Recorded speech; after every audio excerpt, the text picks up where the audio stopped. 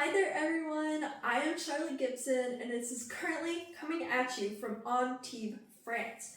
So today I'm pretty much going to be talking, me are going to be talking about what we would define as good leadership and some examples of that. It's going to be a little bit of a debate, a little bit of a discussion, but hopefully in the end we can come to a common understanding of what good leadership is. Okay, I guess it's my turn. Hi guys, I am Charlotte Gibson and I am currently just now a baby freshman. I am in Golden, as you can see. So yeah, I guess let's get right into it. So I think a good place to start is talking about what we think good leadership is and defining that just to begin the debate. So personally, I think after all the experiences that we've gone through in Leadership by Design, I think that good leadership is servant leadership. I think it's getting down with other people and getting down to their level to understand them. I think it's empathy. I think it's communication. And honestly, it ties into storytelling. It ties into improv. There are a lot of other things I can get into. But what do you think good leadership is? Okay, yeah, I think that's pretty interesting what you've talked about. I don't really have as much info on that yet, but what I would say is, in my view, after having worked in a kitchen for about 2 years, for me, I count good leadership as someone that's willing to get in with you and willing to work with you whenever you need help. I want someone that's able to jump in, that knows how to do the job you're working on, because it shows that they've been where you are once. You know, that's what's important to me. So, okay, that's interesting that you say that. I agree with you on some of those things, but I think there's more deep down that you need to get into. So, the reason I say what I do is because throughout the different lessons that we've gone through, our different tea times, the different activities we've done, there's, for example, the Tony storytelling. I thought it was interesting how she talked about all the experiences that she's gone through and how that allowed her to create another sense, a deeper sense of empathy for other people, which helps her lead them.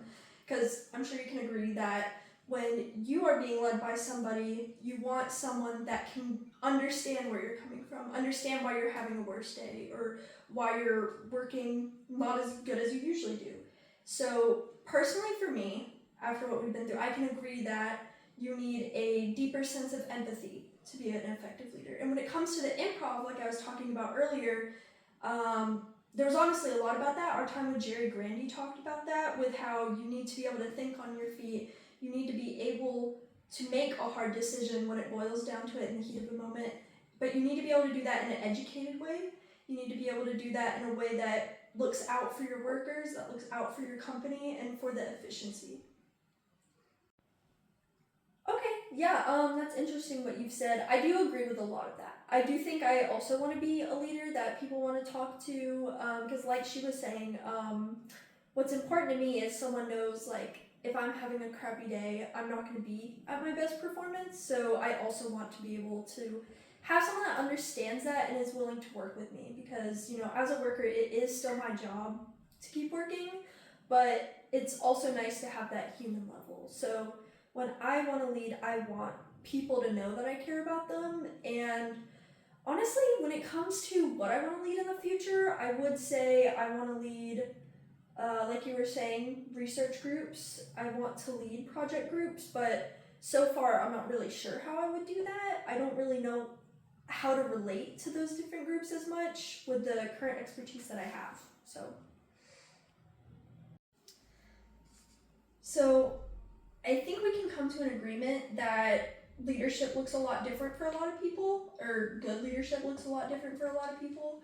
I think it heavily depends what group we're talking about. I think obviously if you're running the military, it's going to work a lot differently than if you're running a kitchen, or if you're running a project group on a research team.